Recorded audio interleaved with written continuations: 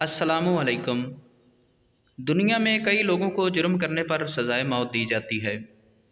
सज़ाए मौत मुख्तलिफ़ तरीक़ों से दी जाती है। मिसाल के तौर पर फांसी, सर कलम, ज़हर देकर मरना और भी कई तरीक़े हैं। क्या आपने कभी सुना है कि हाथी को भी कभी सज़ाए मौत दी गई है? अगर आप अंग्रेज़ी न्यूज़पेपर या तहरीरें पढ़ते हैं तो कहीं ना कहीं इस हथनी की सज़ाए मौत के बारे में ज़रूर पढ़ेंगे। इस हथनी को मैरी किलर के नाम से भी जाना जाता है। यह सितंबर 1916 की बात है जब एक हथनी ने अपने महावत को सर्कस के दौरान पैरों तले कुचल डाला था। महावत महावत उस शख्स को कहते हैं जो हाथी की देखभाल करता है। इस महावत को अभी काम पर दूसरा ही दिन था। सर्कस के दौरान वह हथनी की पुश्त पर बैठा था।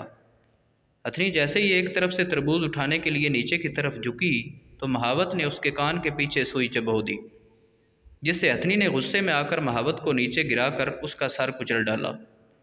लेकिन न्यूज़पेपर वालों ने इसमें कुछ बातें खुद से लगाकर इसे और भी भयानक अंदाज में बयान किया। इस वाक़या के बाद लोगों ने हथनी को मारने का मुतालबा किया। हुकूमत ने सर्कस पर पाबंदी लगा दी। अब सर्कस का मालिक ये चाहता था कि सर्कस भी बंद ना हो और उसकी हथनी भी बच जाए, लेकिन अवाम चुप न रही और हथनी को मार देने के मुतालबे पर कायम रही। लिहाजा हथनी के मालिक ने हथनी को सज़ाए मौत देने का फ़ैसला किया और कहा कि इसे एक मुजरम की तरह फांसी दी जाए। उसे फांसी देने के लिए ट्रेन के ज़रिए दूसरे शहर मुंतकिल किया गया। उसे 2500 लोगों के दरमियान सरेआम क्रेन के ज़रिए फांसी दी गई।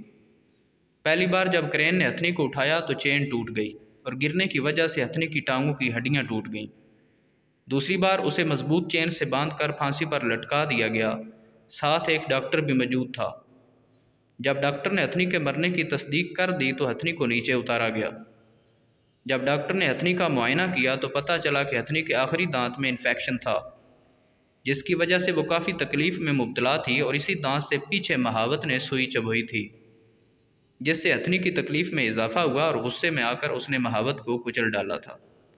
तो उम्मीद है दोस्तों आपको ये तहरीर पसंद आई होगी। अगर ये तहरीर पसंद आई है तो हमारे चैनल को सब्सक्राइब करें। शुक्रिया।